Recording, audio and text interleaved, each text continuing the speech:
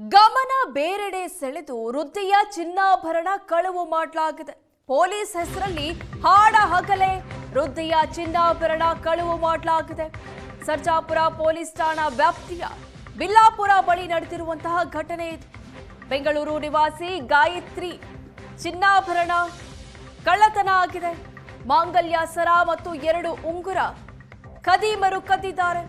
ಕಳ್ಳರ ಕೃತ್ಯ ಸ್ಥಳೀಯ ಸಿಸಿ ಕ್ಯಾಮೆರಾದಲ್ಲಿ ಸೆರೆಯಾಗಿದೆ. ಸುಮಾರು 10 ಲಕ್ಷ ಮೌಲ್ಯದ 42 ಗ್ರಾಂ ಚಿನ್ನಾಭರಣವನ್ನ ಖದೀಮರು ಕದ್ದಿದ್ದಾರೆ. ಹೆಂಕದ್ರು ಮೆಡಿಕಲ್ ನಲ್ಲಿ ಮಾತ್ರೆ ತೆಗೆದುಕೊಂಡು ವೃದ್ಧೆ ಬರ್ತಾ ಇರ್ತಾರೆ. ಈ ಸಂದರ್ಭದಲ್ಲಿ 2 ಬೈಕ್ ನಲ್ಲಿ ಫಾಲೋ ಮಾಡ್ಕೊಂಡು ಬಂದಿದ್ದಾರೆ. 4 ದೃಶ್ಯಗಳಲ್ಲಿ ನೋಡ್ತಾ ಇದ್ದೀರಾ ನೀವು. ಫಾಲೋ ಮಾಡ್ಕೊಂಡು ಬಂದು ಗಮನ ಬೇರೆಡೆ ಸೆಳೆದು ವೃದ್ಧೆ ಬಳಿ ಇದ್ದಂತಹ ಮಾಂಗಲ್ಯ ಸರವನ್ನ ಖದೀಮರು ಕಳ್ಳತನ ಮಾಡಿದ್ದಾರೆ. ನಾವು ಪೊಲೀಸ್ ಅವರು ಬನ್ನಿ ಕರೀತಾ ಇದ್ದೀವಿ ಅಂತ ಹೇಳಿ ಇಲ್ಲಿ ಕರ್ಕೊಂಡ್ ಬಂದಿದ್ದಾರೆ.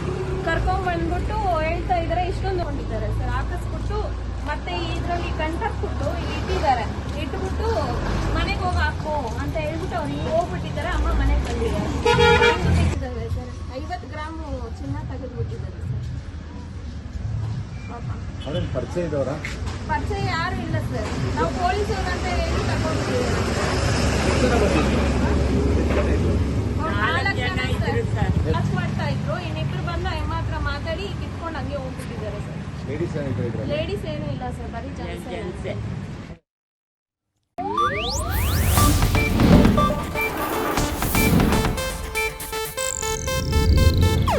ಇದು ಏಷ್ಯಾನೆಟ್ ನ್ಯೂಸ್ ನೆಟ್ವರ್ಕ್ ಪ್ರಸ್ತುತಿ.